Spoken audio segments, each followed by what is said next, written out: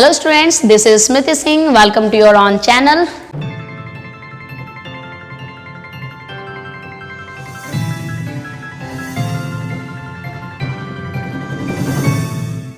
Today I will deal the topic cell. Okay? Cell ये बहुत ही basic topic है जो बायोलॉजी स्टूडेंट्स के लिए सिर्फ ये 9th 10th बच्चों के लिए या फिर इंटर वाले बच्चों के लिए ही नहीं, बायोलॉजी के कोई भी स्टूडेंट्स हों उसके लिए बहुत ज़्यादा इंपॉर्टेंट चैप्टर है, क्योंकि सेल ही ऐसी चीज़ है जिससे कि पूरी लाइफ बनी है। ठीक है, तो सेल तो हर तरह के बच्चों को पता होना चाहिए जो बायोलॉजी पढ़ना चाहते हो, जो बायोलॉजी में इंटरेस्ट रखते हो। ठीक है, तो चलिए आज मैं आपको सेल बताती हूँ।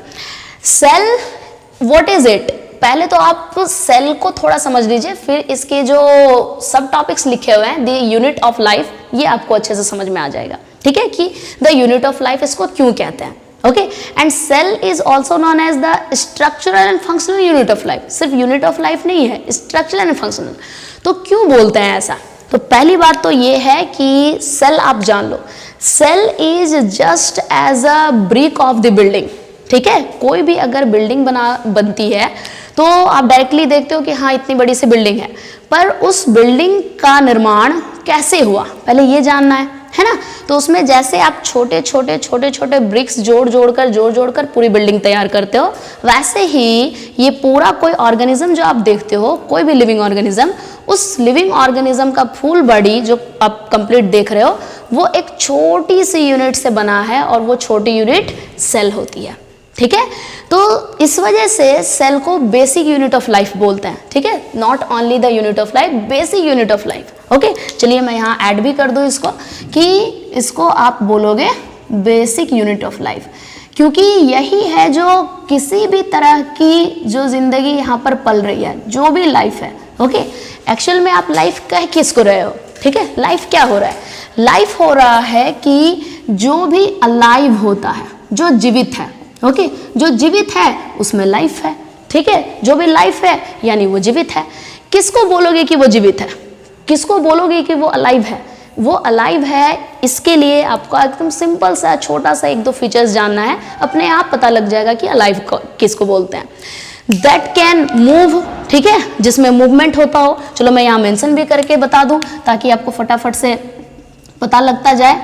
जिसमें भी आप देख रहे हो मूवमेंट हो रहा है, मूवमेंट मीन्स ऑटोमेटिकली अपने आप, ऐसा नहीं कि आप ये मार्कर मेरे हाथ में पड़ी हुई है, मैं इधर सामने टेबल पे रख दूंगी और वो टेबल पर से उठा के किसी ने दूसरी जगह कर दिया, उसका अगर प्लेस चेंज हो रहा है, वो मूव हो रहा है, तो ये एक्सटर्नल फोर्सेस की वजह से हो रहा है। ठीक है, आपने किया इसलिए, तो इसको लाइफ या लाइव नहीं बोलते। ऑटोमेटिकली अपने आप अगर किसी में मूवमेंट हो रहा है तो उसको हम लोग बोलेंगे लाइफ। ठीक है, तो ये लाइफ का फीचर है। उसके बाद जो भी लाइफ होगी उसमें मेटाबॉलिज्म होगा।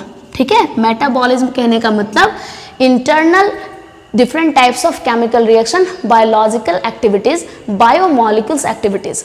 ठीक है, तो बायोमॉलिक्यूल्स एक्टिविटी चलती है बॉडी के अंदर, उसको हम लोग मेटाबॉलिज्म बोलते हैं। जैसे कि रिस्पिरेशन होना, एक्सोथर्मिक रिएक्शन, इस तरीके के जो इंटरनल रिएक्शंस होते हैं वो सारे मेटाबॉलिक एक्टिविटीज होते हैं। ठीक है, तो ये ऑटोमेटिकली जो लिविंग है, जो अलाइव है, उसी में तो होगा, है ना।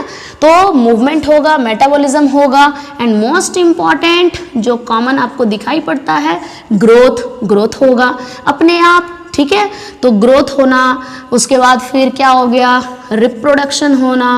ठीक है, रिप्रोडक्शन होना, फिर क्या हो गया, उसके बाद इजिशन, एक्सक्रीशन, जो भी है।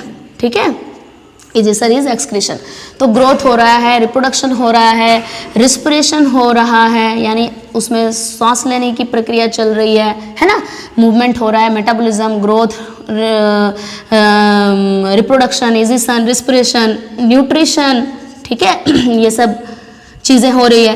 तो ये सारे पॉइंट्स जिसमें भी, ये सारे फीचर्स जिस भी ऑर्गेनिज्म में आपको दिखाई देंगे, जो भी आपके सामने, आपके सराउंडिंग्स में जो कुछ थिंग्स पड़ा हुआ है, उन सब थिंग्स में अगर ऐसे कुछ फीचर्स दिखते हैं, देन दैट इज अलाइव, वो जीवित है।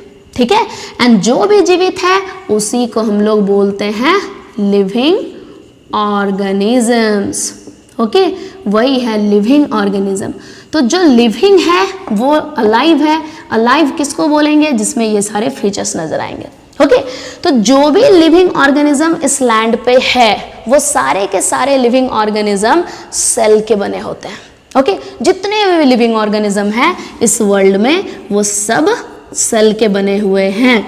ओके, सबसे छोटी यूनिट सेल है। सेल से जुड़ कर पूरा joining together making the tissues, वो सारे मैं अभी लिख के बोर्ड पे बता दे रही हूँ। फिर उससे क्या बनता है, फिर वो धीरे धीरे पूरा ऑर्गेनिज्म का फॉर्मेशन होता है। ठीक है, तो ये जो लिविंग ऑर्गेनिज्म होते हैं वो लिविंग ऑर्गेनिज्म जरूरी नहीं है कि हमेशा वो नेकेड आई से दिखे। वो माइक्रोब्स भी हैं जो लिविंग ऑर्गेनिज्म है, जो कि यूनिसेल्यूलर होता है। ठीक है, यूनिसेल्यूलर। तो माइक्रोब्स हैं जो यूनिसेल्यूलर हैं, कुछ ऐसे भी माइक्रोब्स हैं जो मल्टीसेल्यूलर होते हैं, जिसमें नंबर्स ऑफ सेल्स बहुत लेस होता है पर मल्टीसेल्यूलर होता है। तो लिविंग ऑर्गेनिज्म माइक्रोब्स यूनिसेल्यूलर है। बहुत सारे ऐसे ऑर्गेनिज्म हैं जो मल्टीसेल्यूलर भी हैं। ठीक है, multicellular is more than one cell. अगर कोई ऑर्गेनिज्म एक सेल से अधिक सेलों से बना हुआ है, एक सेल से ज्यादा सेल से बना हुआ है, तो उसको मल्टीसेल्यूलर बोलोगे। ठीक है, और जो भी एक सेल के वो अकेला एक सेल का भी बहुत सारा ऑर्गेनिज्म बना हुआ है। ठीक है, तो लिविंग ऑर्गेनिज्म की जो बेसिक यूनिट है वही सेल है। जैसे कि एक बिल्डिंग ब्रिक से बनती है, एक बिल्डिंग एक ईंटे से जोड़ करके बनाई जाती है, वैसे ही कोई भी लिविंग ऑर्गेनिज्म सेल से जुड़ कर पूरा कन्वर्ट होता है एक बॉडी में। ठीक है, तो कैसे ये सेल से जुड़कर कन्वर्ट होता है? Simply whenever cell get together, जब वो सेल इकट्ठा हो जाएगा तो वो फॉर्म करेगा टिश्यू का। ठीक है, वो टिश्यू बनाएगा। जब टिश्यू कंबाइन हो जाएगा, एक साथ वो मिलकर फंक्शन करेगा, तो उसको ऑर्गन बोलेंगे। ठीक है, जब ऑर्गन एक साथ मिलकर फंक्शन करेगा तो उसको ऑर्गन सिस्टम बोलोगे, और जब ये ऑर्गन सिस्टम मिलकर फंक्शन करेगा तो वो कंप्लीट ऑर्गेनिज्म कहलाएगा। ठीक है, तो जो लिविंग ऑर्गेनिज्म का फॉर्मेशन हुआ वो किससे हुआ? इस लिविंग ऑर्गेनिज्म का फॉर्मेशन सेल से हुआ। अंडरस्टैंड? ये सेल से हुआ। That's why cell is known as the basic unit of life. Okay, जो जिंदगी है उस जिंदगी का ये बेसिक यूनिट है, ये जिंदगी का बेसिक लाइफ है, ये लाइफ का बेसिक यूनिट है, सबसे छोटी इकाई है ये। तो cell is the basic unit of life. तो ये पूरी जिंदगी की सबसे छोटी इकाई होती है, और इस छोटी इकाई से ही मिल करके हमारा ऑर्गेनिज्म बना होता है। अंडरस्टैंड? इस चैप्टर में हमें सेल का सिर्फ इंट्रोडक्शन जानना है, फिर तो मैं इसके हर एक छोटे टॉपिक्स को पूरा डील करूंगी। ठीक है, तो अभी सिर्फ थोड़ा सा इंट्रोडक्शन जानना है कि एक्चुअल में सेल होता क्या है। ओके, तो इतनी बातें आपको समझ आ गई।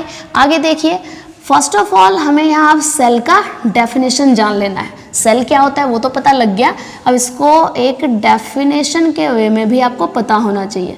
तो डेफिनेशन तो सिंपली आप लिख सकते हो, cell is the structural and functional unit of life। ठीक है, और बाकी ये जो the basic unit of life लिखा है वो भी डेफिनेशन आप लिख सकते हो। ठीक है, पर एग्जैक्टली आप ये लिखते हो तो ज़्यादा ये एक्सप्रेसिव होता है, ज़्यादा ये आपको एक्सप्लेन कर रहा है, ज़्यादा एक्सप्रेस कर रहा है इस सेल को। ओके, कैसे, क्यों, यही आप उसको भी समझ लीजिए। Cell is the structural and functional unit. ठीक है, ये लाइफ का स्ट्रक्चरल और फंक्शनल यूनिट है। Means what? हमारा जो लाइफ है, यानी इस लैंड पे जितनी लाइफ है, माइक्रोब्स है या हायर ऑर्गेनिजम्स हैं, जितने तरह के ऑर्गेनिजम्स हैं, उस ऑर्गेनिज्म को स्ट्रक्चर कैसे मिला? सपोज मैं आपके सामने एक ह्यूमन खड़ी हूँ, आप भी ह्यूमन ही हो, तो आपको जो एक स्ट्रक्चर प्रोवाइड किया गया, आपका जो स्ट्रक्चर तैयार हुआ, आपके अंदर डिफरेंट टाइप्स ऑफ ऑर्गन का स्ट्रक्चर है, आपका पूरा कंप्लीट बॉडी का एक पर्टिकुलर स्ट्रक्चर है, बहुत सारे ऑर्गेनिजम्स हैं जिसका एक पर्टिकुलर स्ट्रक्चर है, तो वो सारे ऑर्गन्स के स्ट्रक्चर, पूरे बॉडी के स्ट्रक्चर्स कैसे बने? ठीक है, वो कहाँ से बना? सेल से ही तो बना। तो cell is the structural of the life. तो लाइफ का ये स्ट्रक्चरल यूनिट भी है, क्योंकि वही सेल ही है जिसके वजह से हमें एक स्ट्रक्चर मिला है। And it is also the functional unit of life, यानी कि हमारी जिंदगी में जितने फंक्शन चल रहे हैं, जितने भी छोटे मोटे फंक्शन, जो कुछ बेसिक लाइफ में हमारा फंक्शन चल रहा है, रिस्पिरेशन का, मूवमेंट का, ग्रोथ का, या और भी ऑर्गेनिज्म के साथ जो फंक्शंस हो रहे हैं, वो फंक्शन किस में हो रहा है, कौन कर रहा है, सेल। ओके, सपोज मैं एक सिंपल सा एग्जांपल देती हूँ। अगर आपको भूख लगती है बड़ी तेज से, तो भूख लग रही है मीन्स आपको कहाँ भूख लग रही है, आप तो पूरे सेल के बने हो, आपका पूरा जो बॉडी है वो सेल का बना हुआ है, छोटे छोटे छोटे छोटे एकदम माइक्रो सेल्स हैं जो कि माइक्रोस्कोप में दिखेगा, वो सारे सेल जुट जुट के पूरा बॉडी तो सेल का ही बना हुआ है। तो वो पूरा सेल का बना हुआ है, तो जो फंक्शन होगा हमारे अंदर रिस्पिरेशन का या डाइजेशन का या न्यूट्रिशन का, जो आपको भूख लगी, भूख कहाँ से लगी, ठीक है, तो वो सेल के अंदर न्यूट्रिशन की कमी हुई, उसके कारण सेल जो है वो अनईजी फील किया, तो आपको अनईजी फील हुआ। अब आप उसमें फूड डालोगे, फिर सेल रिलैक्स हो जाएगा, तो आप भी रिलैक्स हो गए। तो सिंपली सेल का ही फंक्शन है जो ये इस तरीके से कर रहा है। ओके, सेल को चाहिए, तो ये जो भी फंक्शन हमारे बॉडी में हो रहा है एक्चुअली वो सेल का फंक्शन है। ओके, ये सेल ही ऐसा कर रहा है, that's why it is known as cell is the structural and functional unit of life. हमारे अंदर जो भी फंक्शन चल रहा है या हमारा जो स्ट्रक्चर बन के तैयार है वो सेल की वजह से है। तो सेल ही है एक छोटी सी, सबसे छोटी इकाई जिससे कि हमारा स्ट्रक्चर बनता है और उसी से हमारा फंक्शन भी होता है। Okay, so this is perfectly the definition of cell. Okay, तो ये सेल की बात हो गई। अब हमें जानना है एक जनरल फैक्टफुल चीज़ें, उसके बाद तो फिर इसमें जो भी चीज़ें हैं वो डिटेल में मैं आपको एक सीरीज में समझाऊंगी, अभी सिर्फ इंट्रोडक्शन है आपका, ठीक है। तो सिंपल सा चीज़ आप देखो क्या है कि सेल जो होते हैं ना, एक जनरल टाइप ऑफ स्ट्रक्चर अगर बनाते हो सेल का, तो इस तरह से उसको ड्रॉ कर देते हैं, ठीक है। क्या है ये, अभी मैं इसको इंडिकेट करके बताऊंगी। तो हमेशा एक जनरल सेल का अगर डायग्राम बनाने को बोला जाता है तो कुछ इस तरीके से ड्रॉ कर देते हैं, ठीक है। बाकी सारे के सारे सेल ऐसे थोड़ी ना होते, सब सेल में इसका स्ट्रक्चर, इसका शेप, साइज डिफरेंट डिफरेंट होता है, डिफरेंट डिफरेंट शेप हैं, डिफरेंट साइजेस हैं, डिफरेंट इसके फंक्शन हैं तरह तरह के। लेकिन एक पार्टिकुलर जनरल शेप की अगर बात करें तो वो इस तरीके से होता है, ठीक है। इसके अंदर क्या दिख रहा है, सबसे पहले मैं ये बाउंड्री बनाई, ठीक है। आप देखिए, मैं सबसे पहले ये बाउंड्री बनाई, तब फिर मैं ये सेंट्रली प्लेस्ड ये कंटेंट बनाई। तो ये बाउंड्री क्या है, ये सेल के सेल मेम्ब्रेन कहलाते हैं, ठीक है। ये सेल का सबसे बाहरी जो लेयर होता है वो सेल मेम्ब्रेन कहलाता है।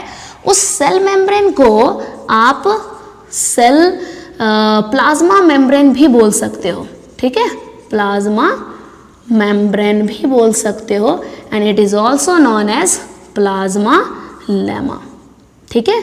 इसको प्लाज्मा लेमा भी कह सकते हैं, सेल मेम्ब्रेन भी एंड प्लाज्मा मेम्ब्रेन भी कह सकते हैं। और जो मैं सेंट्रली प्लेस्ड बनाई ये है न्यूक्लियस, ओके, ये है न्यूक्लियस। और इसके अलावा जो ये आप कंटेंट देख रहे हो, ये एक फ्लूइड कंटेंट है जिसको कि साइटोप्लाज्म बोलोगे, ठीक है। ये तो एक जनरल डायग्राम हुआ एक सेल का, पर सेल के अंदर इसके अलावा और भी बहुत सारे ऑर्गेनल्स होते हैं, जो सारे ऑर्गेनल्स का अपना एक रोल होता है, और वो रोल हमारे बॉडी के लिए और लिविंग ऑर्गेनिज्म के लिए बहुत इंपॉर्टेंट है, ठीक है। एक भी सेल ऑर्गेनल्स अगर अपना फंक्शन ना करे तो उसके वजह से हमारे पूरे बॉडी में मेजर इश्यूज क्रिएट हो सकते हैं। माइन्यूट से फंक्शन लेस होने से, माइन्यूट से फंक्शन प्रोसेस ना होने से हमारे अंदर मेजर इश्यूज क्रिएट हो सकते हैं। ये कैसे संभव है वो मैं एक एक सेल ऑर्गेनल्स को समझा कर करूँगी, जो अगले वीडियो में आपको मिलेगा, ठीक है। तो this is about the general instruction of the cell. तो ये सेल जो होता है ना, अभी सेल में आपको जानना है कि सेल के नंबर जानने हैं, ठीक है, सेल के नंबर। अब बोलोगे सेल के नंबर क्या है भाई, तो भी मैं बताऊंगी, पहले मैं पॉइंट बना दूं आपका। हमें सेल नंबर पढ़ना है, सेल शेप एंड साइजेस पढ़ना है, ठीक है। उसके बाद हमें टाइप्स ऑफ सेल्स पढ़ने हैं, टाइप्स ऑफ सेल्स पढ़ने हैं। उसके बाद हमें इसमें आपको cell number, cell sizes and types of cells, majorly आपको इतना ही डील करना और बहुत ज़्यादा नहीं, ओके। और उसके बाद इसमें जितने सारे सेल ऑर्गेनेल्स होंगे उसका आपको अलग अलग से पढ़ाई करनी है, ठीक है। तो this is about this cell. तो ये सेल डेफिनेशन हो गया, सेल एक्चुअल में होता क्या है ये एग्जैक्टली मैं आपको बता दी। अब मुझे पूरी उम्मीद है कि आपको अच्छे तरीके से समझ आ गया होगा कि एग्जैक्टली सेल होता क्या है, ठीक है। और बाकी जो मैं अभी बोर्ड पर लिख कर रखी हूँ सेल नंबर, ये सेल नंबर मीन्स कौन से ऑर्गेनिज्म में कितने नंबर्स ऑफ सेल्स होंगे, ये कैसे संभव है, किसमें कितना सेल होगा, ये काउंटिंग हम लोग कैसे कर सकते हैं, ऐसा होता भी है या नहीं, ये सेल शेप किसमें कैसे शेप मिलेंगे, कितने साइजेस उसकी होगी, साइज बड़ी छोटी, कितने साइज की सेल होती है, टाइप्स ऑफ सेल्स, सेल्स कितने तरह तरह के होते हैं, उसका क्या रोल है, ये सारी चीज़ें। तो ये सारे टॉपिक को मैं एक एक करके डील करूँगी, ठीक है। तो अभी इस सेल चैप्टर का एक सीरीज अभी मिलेगा आपको, ये सिर्फ आपका इंट्रोडक्शन था जिसके अंदर हमें ये सारी चीज़ें अभी पढ़ाई करनी है, ओके। तो चलिए आज के लिए मैं इसको यहीं स्टॉप करती हूँ, ये सारे टॉपिक को एक एक करके मैं आपको नेक्स्ट वीडियो में बताऊँगी।